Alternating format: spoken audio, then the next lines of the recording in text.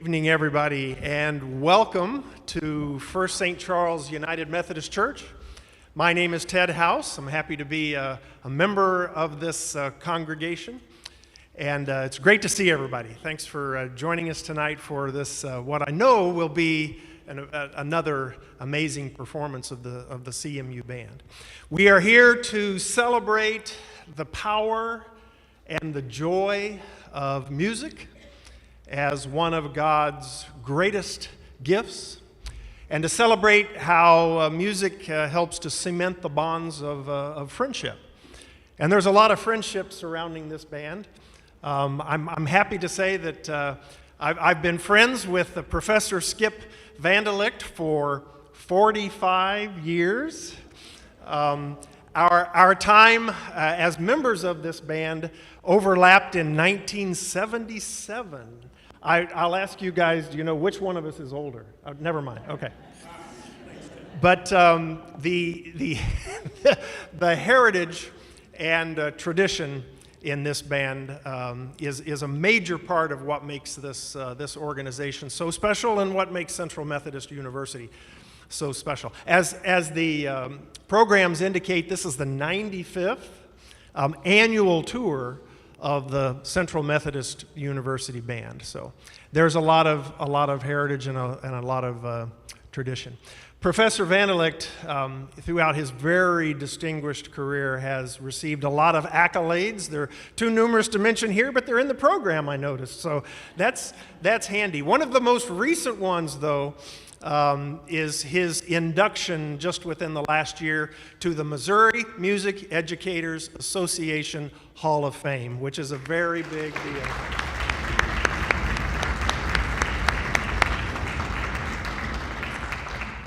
So we're very proud of him and certainly of this organization. And how cool it is to welcome the 2022 version of the CMU band, these amazing musicians, the young men and women who have come to St. Charles to perform for us this evening. So we're thrilled to do that. So, on behalf of Reverend Deborah Bartley, Reverend Dr. Kate Hanch, our senior pastor, Reverend Dr. Bart Hildreth, please join me in welcoming from Fayette, Missouri, under the direction of Professor Skip Vandelicht, the Central Methodist University Concert Band.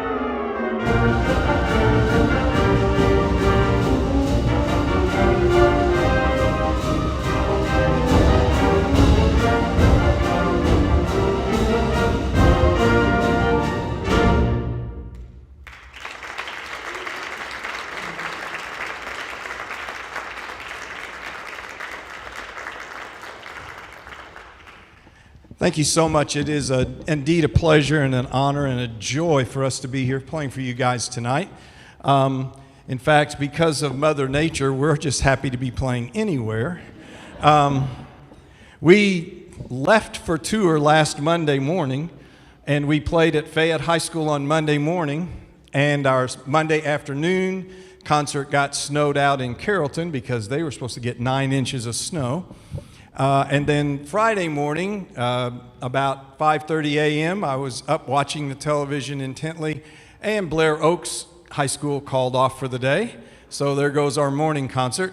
So we still have the afternoon at Harrisburg, and it got canceled too. They got called out of school as well. So this is our whole second concert on tour this year. And we are just excited to be playing for you guys. So the first piece you heard today was a march entitled Americans We.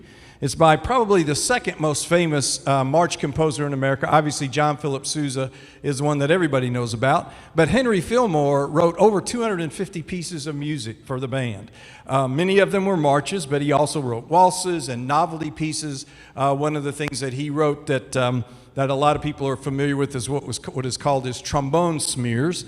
Shoutin' Liza trombone, Lassus trombone. There's a whole set of those pieces. Fillmore wrote under many pen names also, so they've had a little trouble deciphering exactly how many pieces he wrote, because he wrote under about 4 different names.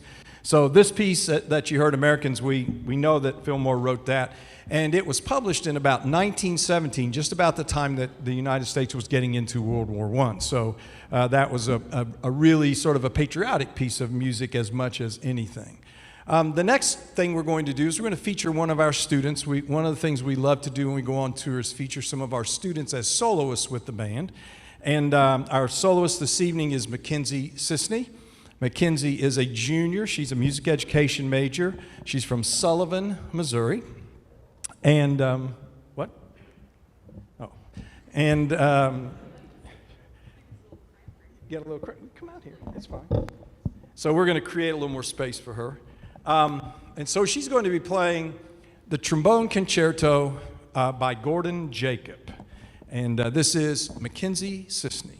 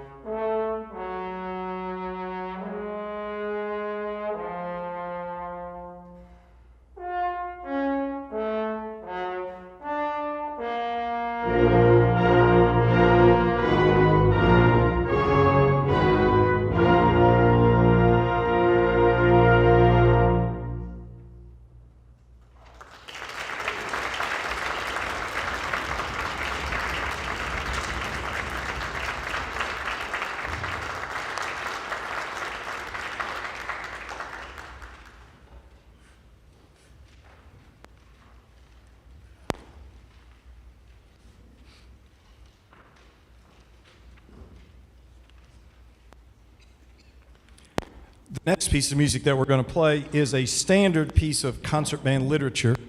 And I have kind of a core set of literature that I like for all the students that play in this band once in their 4 years to play these pieces. And this is one of those pieces. It is called the Second Suite in F for Military Band by Gustav Holst.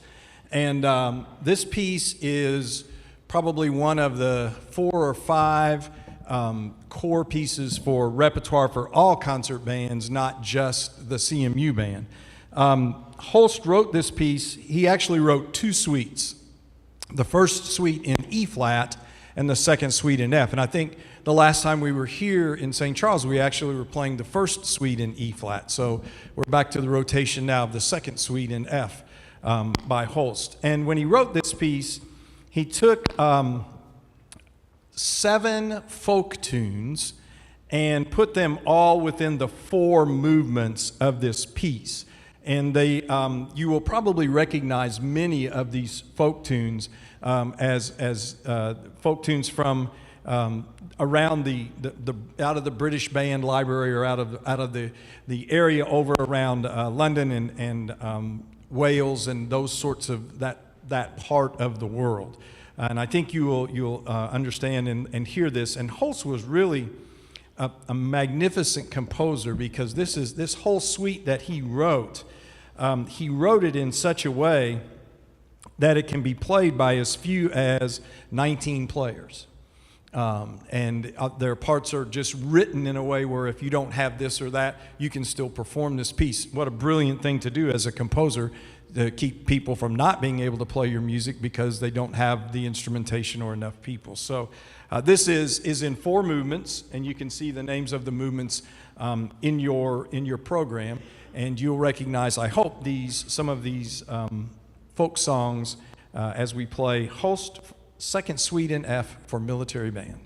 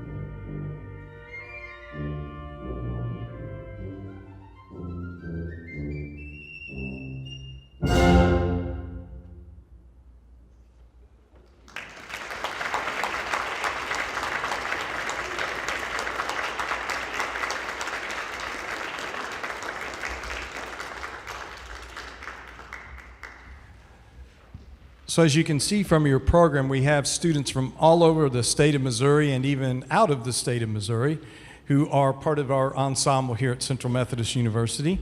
I want to show you a little bit more about this band. How many of you guys, if you are not a music major, raise your hand? So you can see that we have quite a few students in here who are not music majors. We have nursing majors, we have criminal justice majors, we have biology majors, we have elementary education majors. We have all kinds of majors in the band. And so that's one of the really cool things about it, is that we're not all music majors. We're not all doing this as a profession or as, you know, as our vocation, but instead for some of these students it's an avocation. It's something that they do because they love it, because it's fun. There's also another reason that they do it. How many of you guys are on a music scholarship?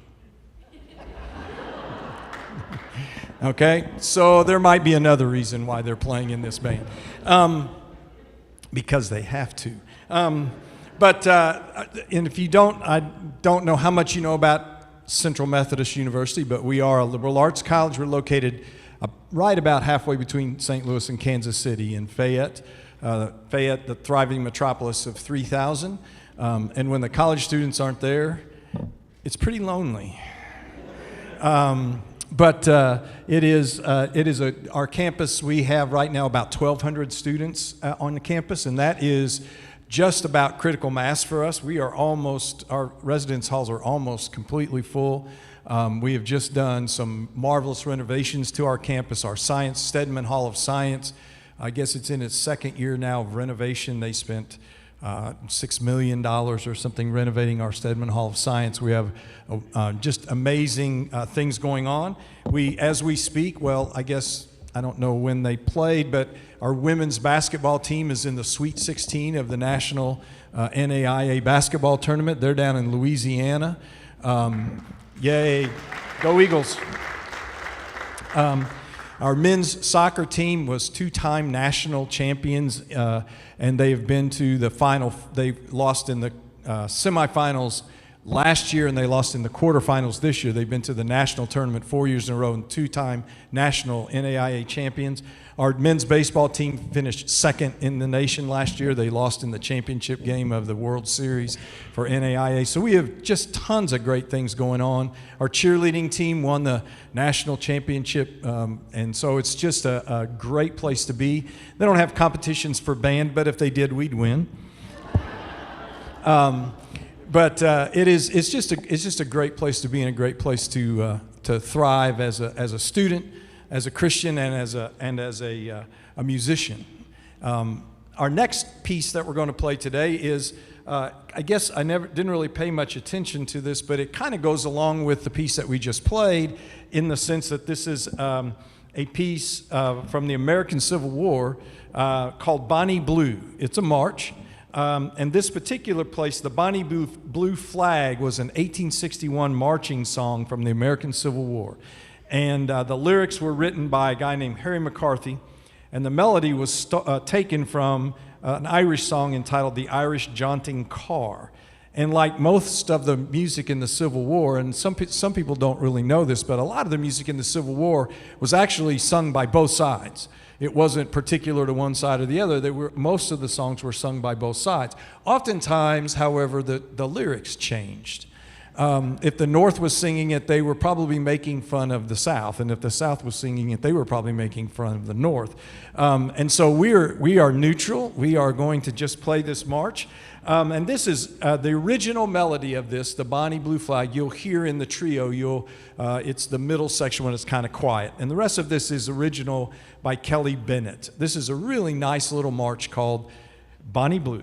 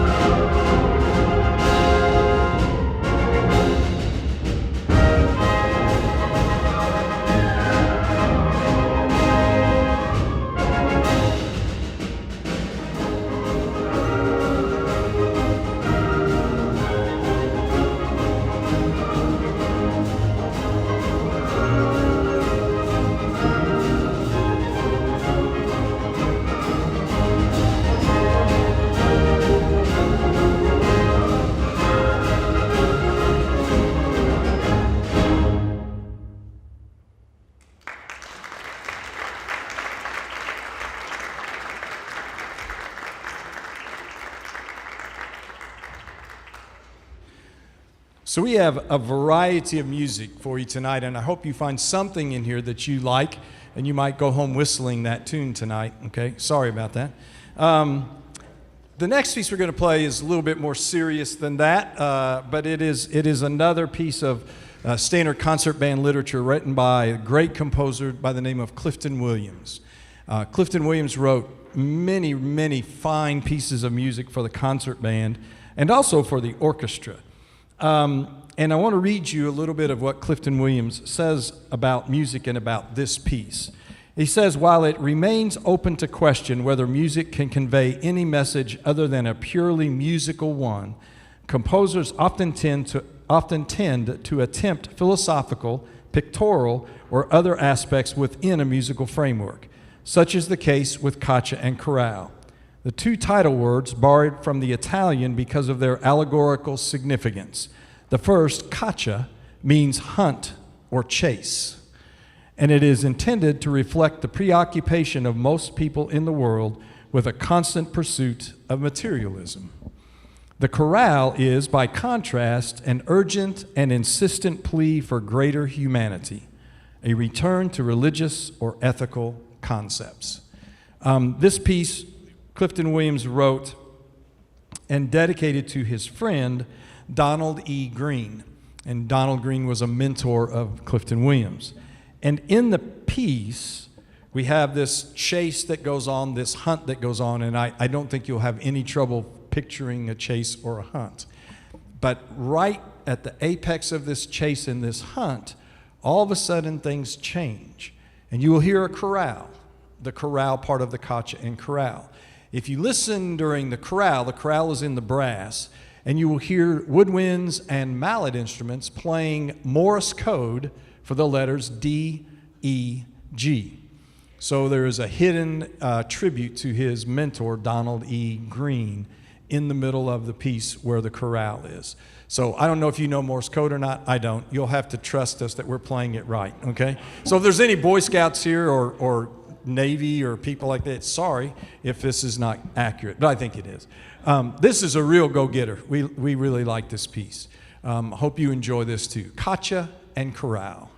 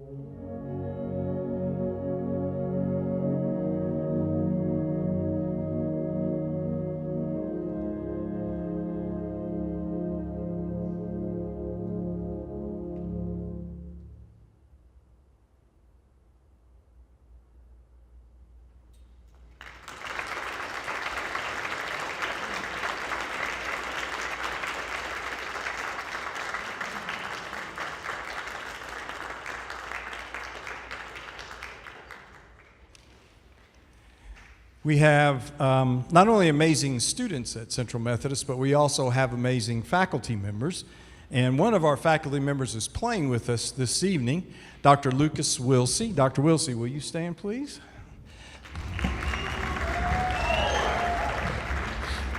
Dr. Wilsey is our clarinet instructor, and he is also our fine arts recruiter.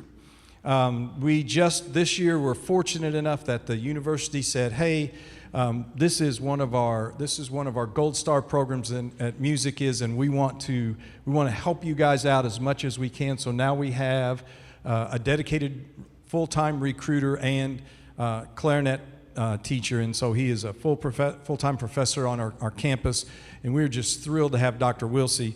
If I had to introduce him because he looks like the rest of the students in the band. Sorry, Dr. Wilsey. Truth be told, I recruited him about 10 years or 14 years ago now, I guess, tried to get him to come to CMU. He didn't, but we got him now. And he's a tremendous asset to our faculty and our conservatory. And so the reason I say that is if you know of any students that we should contact, that we should think CMU would be a good fit for them, or I know the youth group is here tonight, and we appreciate you guys and all you did for our dinner tonight, and so thank you all so much. And we would love it if you all at the end of the concert would want to talk to any of these young ladies and gentlemen. One of the things that I am most proud of with this group is that they are amazing ambassadors of our university, and they go out and they carry themselves as young ladies and gentlemen.